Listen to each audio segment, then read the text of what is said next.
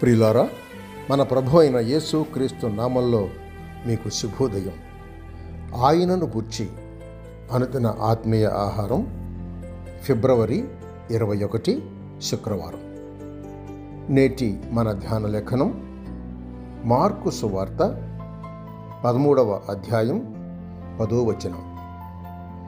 సకల జనములకు సువార్త ముందుగా ప్రకటింపబడవలెను.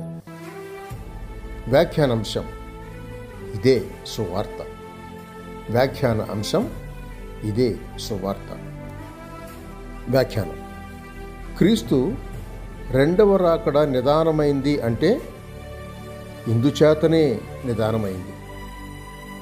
సువార్త చాలినంత మందికి చెప్పబడలేదు కనుక క్రీస్తును పంపక సువార్త ప్రచారము జరుగు నిమిత్తం దేవుడు వేచి ఉన్నాడు.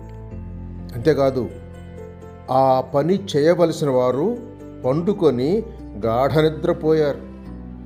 ఇది కూడా దేవునికి చాలా ప్రయాసం. యుద్ధాలు జరుగుతున్నాయి. అబద్ధ ప్రవక్తలు క్రీస్తు పేరు చెప్పి ప్రవచిస్తున్నారు. క్షామములు, భూకంపములు కలుగుతున్నాయి. అయినా అంత్యం కాకున్నది. పాపం కూడా హెచ్చుచున్నది. అయినను కాలం ఇంకా సాగుతోంది. ఎందుకు? దేవుని కన్ను మరొక దాని మీద ఉన్నది.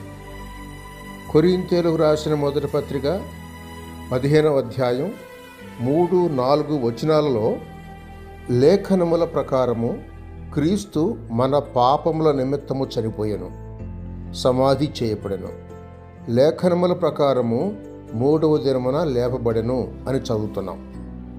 సువార్త సారాంశం ఇది. ఈ సువార్త అంతటను చాటింపు కావాలనే దేవుడు మిక్కిలిగా కోరుతున్నాడు. ఆ చాటింపులో కూడా గొప్ప ఫలితం ఉంది.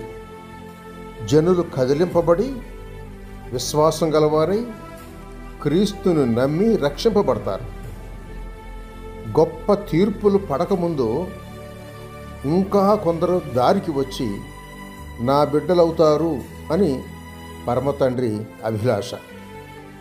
అందును బట్టి ఈ ప్రస్తుత కాలాన్ని పొడిగిస్తూ ఉన్నాడు. సువార్త వ్యాపకానికి తోడ్పడుతున్నారా? పండుకొన్నారా? కోతకాలమందు పండుకొనినవాడు సిగ్గు పొందుతాడు. జాగ్రత్త. వేసవి కాలమున కూర్చువాడు బుద్ధిగల కుమారుడు, కోతకాలమందు నిద్రించువాడు సిగ్గుపరచు కుమారుడు. సామెతలు 10:5 వచనం. సహోదరుడు సైలస్ ఫాక్స్. శుభములతో వందనాలు.